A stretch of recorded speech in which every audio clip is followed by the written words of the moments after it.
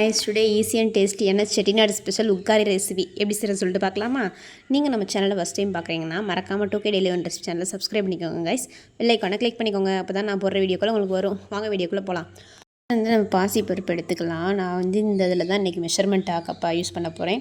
அதில் வந்து ஒரு 1/2 கப் எடுத்துகிட்டு இதே அளவு தான் எல்லாமே சேர்க்க போகிறேன். அதை வந்து நம்ம குக்கரில் போட்டு நம்ம வறுத்து எடுத்துக்கலாம் காய்ஸ். நல்லா வறுத்து நம்மளுக்கு பாசி பருப்பு வந்து வாசனை வர அளவு நல்லா வறுத்துக்கோங்க. வறுத்துட்டு நம்ம வந்து பொன்னிறமானதுக்கப்புறம் நம்ம இதே இதில் வந்து 1 கப் பாசிப்பருப்புக்கு வந்து நம்ம வந்து 2 கப் தண்ணி ஊற்ற போகிறோம். அந்த மெஷர்மெண்ட்டில் வந்துட்டு நீங்கள் எவ்வளோ பண்ணாலும் அந்த அளவுக்கு பண்ணிக்கோங்க. இப்போ நம்ம வந்துட்டு 2 கப் தண்ணி ஊற்றிடலாமா. ஃபஸ்ட்டு 1 கப் ஊற்றிட்டு மூணுனதுக்கப்புறம் இன்னொரு கப் வந்து ஊற்றிக்கோங்க காய்ஸ். அப்புறம் நம்ம வந்து குக்கர் வச்சு மூடி வச்சிடலாம். நமக்கு இப்போ தேவையானது வந்து 3 விசில் வரணும் காய்ஸ். 3 விசில் வந்ததுக்கப்புறம் நம்ம வந்துட்டு ஸ்டவ் ஆஃப் பண்ணிடலாம். 3 விசில் போதுமானது.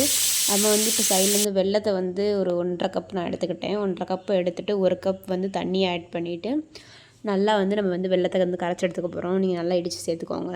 கரைச்சி எடுத்துகிட்டு நம்ம சைடில் வச்சுக்கலாம். அதாவது இந்த வெல்லத்தை வந்துட்டு நீங்கள் எப்போ ரெடி பண்ணணும்னா நீங்கள் பண்ணுறப்ப ரெடி பண்ணிவிட்டு நம்ம வந்து அந்த உக்காரையில் வந்து சூடாக ஊற்றணும். அந்த லெவலில் பார்த்துக்கோங்க. இப்போ நம்ம வந்துட்டு ஒரு துருகுன ஒரு 1/2 தேங்காய் எடுத்து துருவி வச்சுக்கிட்டோம். அந்த லெவலில் துருவினா போதும். துருவிட்டு நம்ம வந்து ஸ்டவ் ஆன் பண்ணிவிட்டு நெய் ஆட் பண்ணி வச்சுக்கலாம். நெய் ஆட் பண்ணிவிட்டு முந்திரி கிஸ்மிஸ் வந்து இதில் வந்து வறுத்தெடுக்க போகிறாங்க காய்ஸ். முந்திரியும் கிறிஸ்மிஸையும் போட்டு நல்லா வந்து வறுத்தெடுத்துக்கோங்க.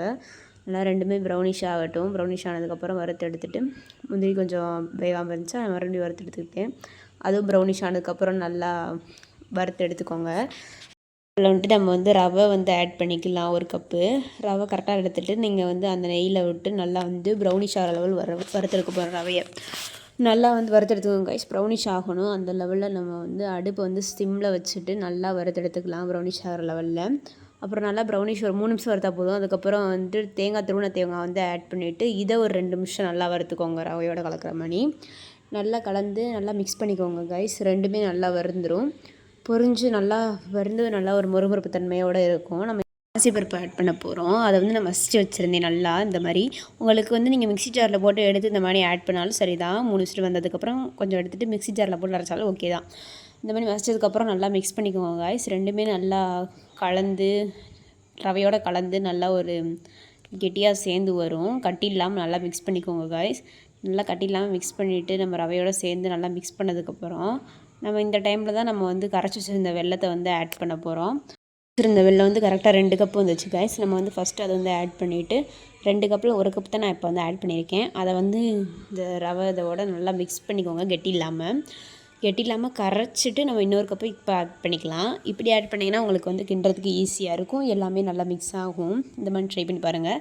2 கப்பு வச்சுட்டு இந்த மாதிரி பண்ணிங்கன்னா உங்களுக்கு கிண்டுறது கொஞ்சம் ஈஸியாக இருக்கும் கைஸ். நல்லா மிக்ஸ் பண்ணதுக்கப்புறம் இந்த டைமில் நம்ம வந்து ஏலக்காய் பவுடர் சேர்த்துக்கலாம். உங்கள்கிட்ட ஏலக்காய் பவுடர் இல்லாட்டி நீங்கள் வந்து ஏலக்காய் வந்து தட்டி 2 ஏலக்காய் தட்டி மிக்ஸ் பண்ணி சேர்த்துக்கலாம்.